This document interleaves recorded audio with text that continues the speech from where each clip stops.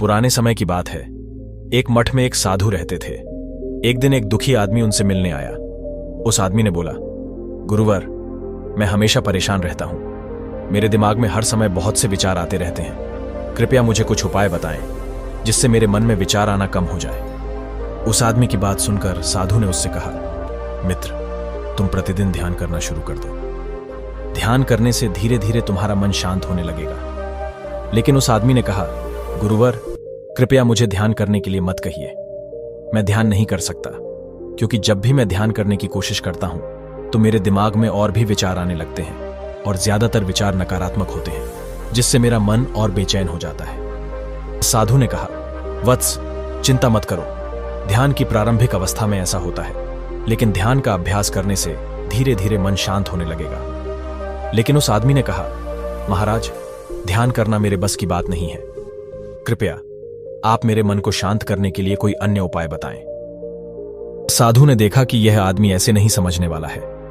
फिर उन्होंने कहा, ठीक है, अगर तुम जिद करते हो तो मैं तुम्हें एक मंत्र देता हूं जिसके जाप करने से तुम्हारा मन शांत हो जाएगा। उसके बाद साधु ने उस आदमी के कान में एक मंत्र बोला और कहा कि तुम्हें प्रतिदिन अकेले बैठकर इस मंत्र का जाप करना है।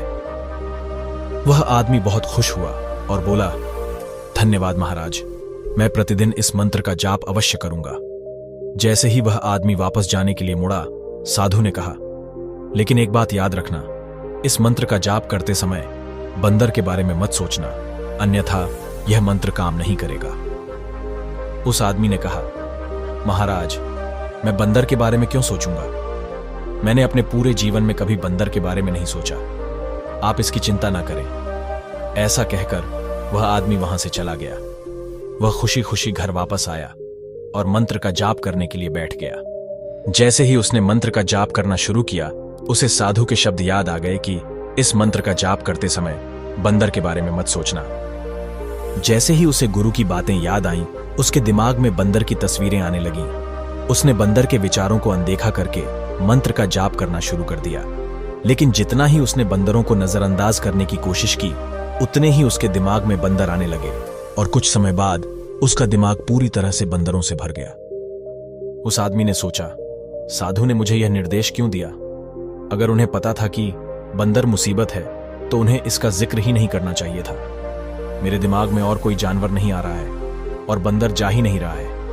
वह आदमी उठा, उसने स्नान किया, नए कपड़े बदले और फिर से कमरे में मंत्र जाप करने के लिए बैठ गया। जैसे ही उसने अपनी आंखें बंद की, बंदर उसे नोचना शुरू कर दिए। वे उसके चारों ओर थे। वह जिधर देखता उधर बंदर ही दिखाई देते। रात होते होते उसे अपने परिजनों के चेहरे पर भी बंदर नजर आने लगे। वह आदमी पागल होने लगा। वह जितना ही बंदरों को नजरअंदाज करने की कोशिश कर रहा था, उतने ही ज्यादा बंदर उसके दिमाग में आ रहे थे। सुबह तक वह लगभग पागल हो चुका था। अगली सुबह वह दौड़कर साधु के पास गया और उन्हें सारी बात बताई और बोला, महाराज, आपने मुझे कैसा मंत्र दिया है? कल तक मैंने कभी भी बंदर के बारे में नहीं सोचा और अब मेरा दिमाग पूरी तरह से बंदरों के विचारों से भर गया है।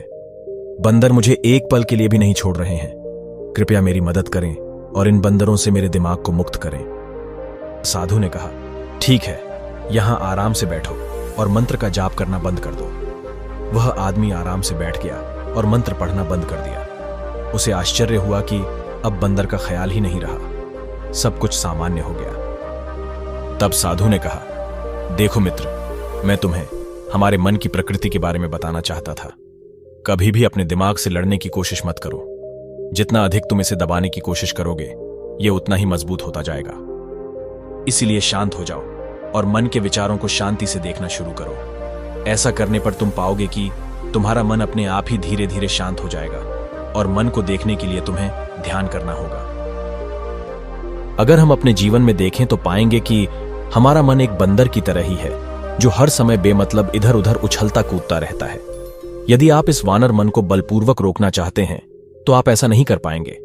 जैसे स्प्रिंग को जितना दबाओगे वह उतनी ही उछलेगी, उसी प्रकार आप अपने मन के विचारों को जितना अधिक रोकने का प्रयास करेंगे, उतने ही ज्यादा विचार आपके मन में आएंगे। अगर आप इन विचारों को जबरदस्ती रोकने की कोशिश करेंगे तो आप इन्हें रोक नहीं पाएंगे, बल्कि उसे रोकने का प्रयास ही उसे ऊर्जा देता है। उससे बचने का प्रयास ही अवधान बन जाता है जब आप किसी चीज से बचना शुरू करते हैं तो आप उस पर जरूरत से ज्यादा ध्यान देने लगते हैं। इसलिए विचारों को रोकने की कोई आवश्यकता नहीं है। केवल एक चीज जो आपको करने की आवश्यकता है वह है अपने विचारों को अनासक्त देखना। हमारे नियमित जीवन में आमतौर पर हम अपने विचारों को देखने में सक्षम नहीं होते हैं, लेकिन ध्यान के द्वारा आप इसे आसानी से कर सकते हैं। इसलिए आपको अपने मन को देखने के लिए ध्यान का अभ्यास करने की आवश्यकता है। कुछ लोग अनुभव करते हैं कि जब वे ध्यान करना शुरू करते हैं तो उनके मन में अधिक विचार आने लगते हैं। इसका कारण यह है कि जब हम ध्यान करना शुरू करते हैं तो हमारे मन में छिपी हुई पुरानी यादें उभरने लगती हैं। जब आप अपने घर की सफाई करते हैं तो सारा कचरा बाहर आ जाता है। इसी प्रकार जब आप ध्यान करना शुरू करते हैं तो मन का सारा कचरा बाहर निकलने लगता है और आपके मन में और अधिक विचार आने लगते हैं। लेकिन आपको इसके बारे में चिंता करने की जरूरत नहीं है। आप अपने विचारों को अनासक्त होकर देखते रहें और अपना ध्यान का अभ्यास जारी रखें। धीरे धीरे जब आपके मन का सारा कचरा बाहर आ जाएगा तो आपका मन अपने आप ही शांत होने लगेगा और आपके मन में कम विचार आने लगेंगे और लंबे अभ्यास से आप निश्चित ही अपने मन पर नियंत्रण कर पाएंगे। दोस्तों, कहानी को पूरा सुनने के लिए आपका बहुत बहुत धन्यवाद। अगर यह कहानी आपको अच्छी लगी हो तो वीडियो को लाइक करें और हमारे चैनल को सब्सक्राइब भी अवश्य करें। धन्यवाद।